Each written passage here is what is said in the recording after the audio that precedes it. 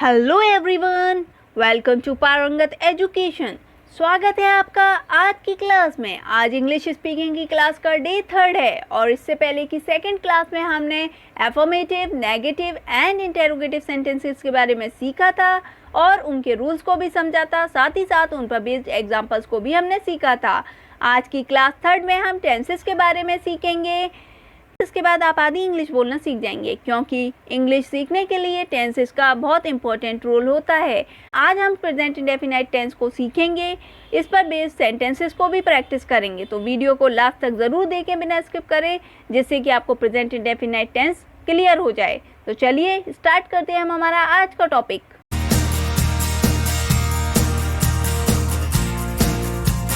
इससे पहले आप हमारे चैनल पर नए हैं, आपने अभी तक हमारे चैनल सब्सक्राइब नहीं करा है तो चैनल को सब्सक्राइब कर लें और साथ ही साथ बेल आइकन को भी प्रेस कर लें, जिससे आपको हमारे हर न्यू वीडियो का अपडेट मिलता रहे और कोई भी वीडियो मिस ना हो।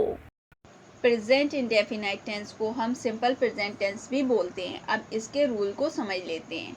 इस काल के वाक्य ता है, ती है, ते हैं, ताहू आदि में समाप्त होते हैं। प्रेजेंट इंडेफिनाइट के वाक्य किस में समाप्त होते हैं? ता है, ती है, ते हैं, ताहू इन शब्दों में समाप्त होते हैं। जैसे मैं खाता हूँ, मैं पढ़ती हूँ। आई वी यू दे के साथ वर्ब की फर्स्ट फॉर्म का प्रयोग करते हैं। जब भी आई वी यू दे आएगा, वहाँ वर्ब की फर्स्ट फॉर्म का प्रयोग करा जाएगा। ही, शी, इट, नेम के साथ वर्ब की फर्स्ट फॉर्म के साथ अंत में एस और ईएस जोड़ देते हैं। ही, शी, इट, नेम आएगा तो उसमें वर्ब की फर्स्ट फॉर्म लगेगी और साथ में एस और ईएस भी जुड़ जाएगा। अब हम इन चीज़ों को एग्जांपल्स के थ्रू क्लियर कर लेते हैं। सबसे पहले हम प्रेजेंट इंडेफिनाइट टेंस में अफर्मेटिव सेंटेंसेस को देखेंगे। एग्जाम्पल है, मैं पत्र लिखता हूँ। मैं क्या है? हमारा सब्जेक्ट है। आई यूज करेंगे इसके लिए। लिखने की बात कर रहा है, लिखता, तो इसमें आएगा राइट। आई राइट।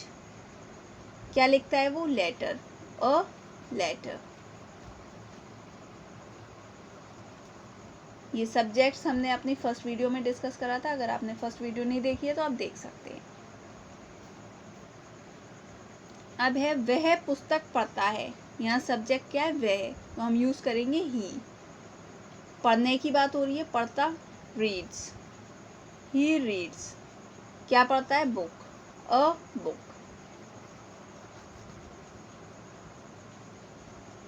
नेक्स्ट एग्जाम्पल है, मैं उसे हिंदी पढ़ाता हूँ। यहाँ सब्जेक्ट हमारा हो गया मैं।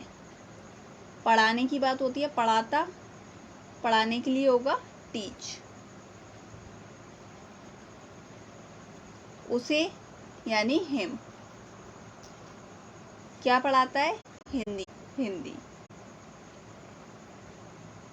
इंडेफिनाइट के नेगेटिव सेंटेंसेस के रूल्स को समझ लेते हैं। इसमें ही, शी, इट के साथ डज नॉट लगाकर वर्ब की फर्स्ट फॉर्म का प्रयोग करेंगे। आई वी यू दे के साथ डू नॉट लगाकर वर्ब की फर्स्ट फॉर्म का प्रयोग करेंगे। कभी नहीं शब्द के लिए हम नेवर का प्रयोग करेंगे और नेवर के साथ कभी भी डू या डज नॉट नहीं आता। डू नॉट या डज नॉट नहीं आता है। नेगेटिव सेंटेंसेस में डू नॉट या डज नॉट के साथ वर्ब के अंत में एस या ईएस भी नहीं बढ़ता है।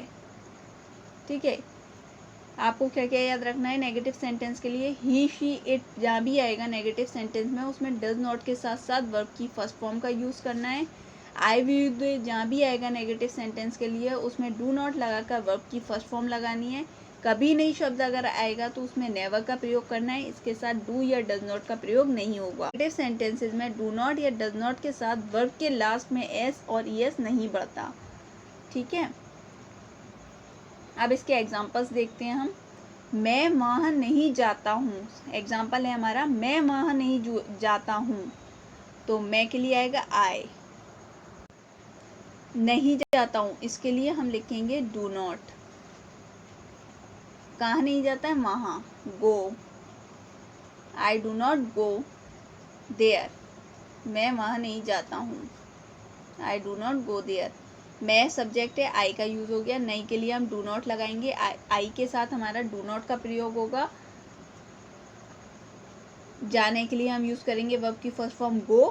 कहाँ नहीं जाता है? वहाँ के लिए हमने यूज करा है there. I do not go there. Next example है, यह बड़ी सुंदर मेज नहीं बनाता है। यह तो यहाँ पे आएगा दिस। बढ़ई के लिए इंग्लिश होती है कारपेंटर। बढ़ई को इंग्लिश में बोलते हैं carpenter. This carpenter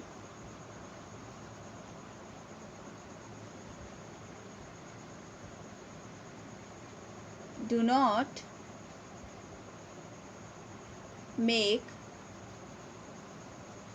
a beautiful table।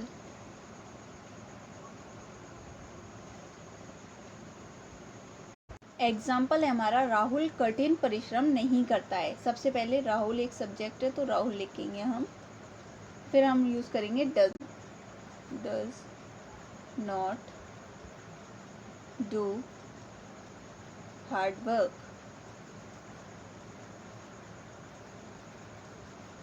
Okay, यहाँ राहुल क्या है हमारे पास, सब्जेक्ट है, राहुल लिख लिया मैं। डज नॉट यूज़ होगा, ही शीट नेम के साथ डज नॉट का प्रयोग होगा। डज नॉट लिख लिया हमने। क्या नहीं करता है, कठिन परिश्रम।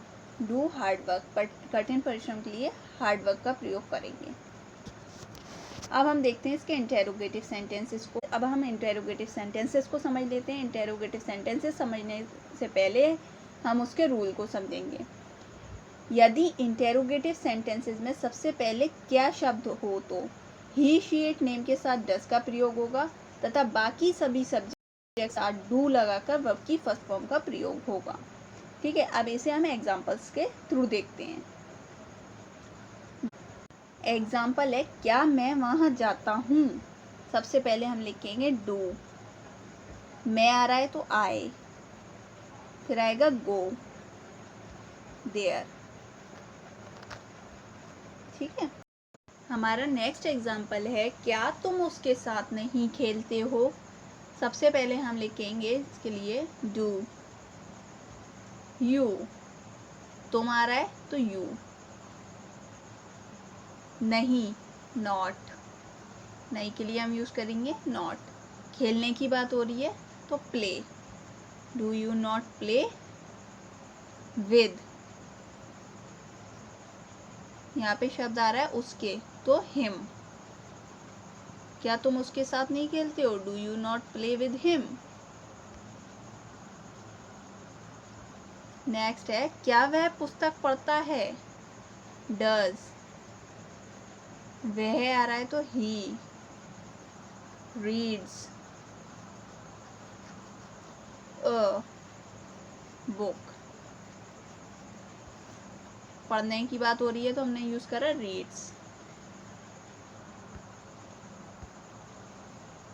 नेक्स्ट रूल है इंटेरोगेटिव सेंटेंसेस का। इंटेरोगेटिव सेंटेंसेस के बीच में क्यों, कब, कहाँ या क्या शब्द हो तो इस शब्द की अंग्रेजी हम सबसे पहले लिखते हैं, बाकी सेंटेंस बाद में बनाते हैं। जब भी ये सारे शब्द कहाँ आ रहे हो, हम बीच में आ रहे हो, तब सबसे पहले इनकी इंग्लिश लिखते हैं इन शब्दों की, और फिर बाकी का सेंटेंस बनाते हैं। ये चीज़ें अब आपको एग्जाम्पल के थ्रू क्लियर होंगे। तो चलिए इसका एग्जाम्पल हम देखते हैं।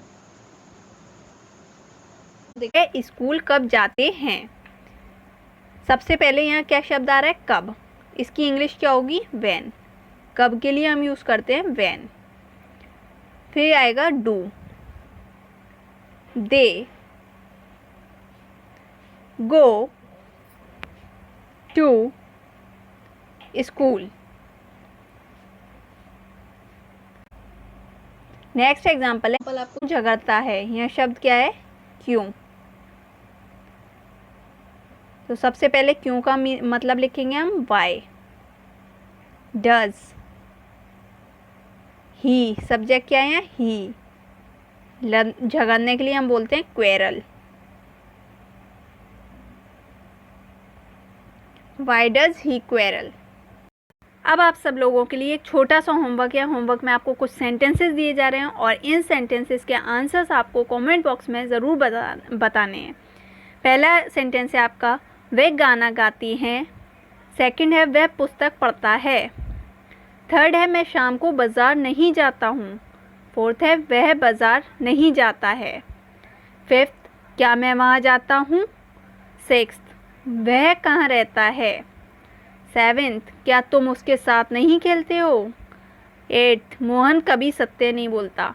कभी, इसके लिए आपको बताया गया है नेवर का प्रयोग होगा। सो आप इन सब के आंसर्स को कमेंट बॉक्स में बताएं। Thank you for watching the video. If you like the video, so don't forget to like, share and comment.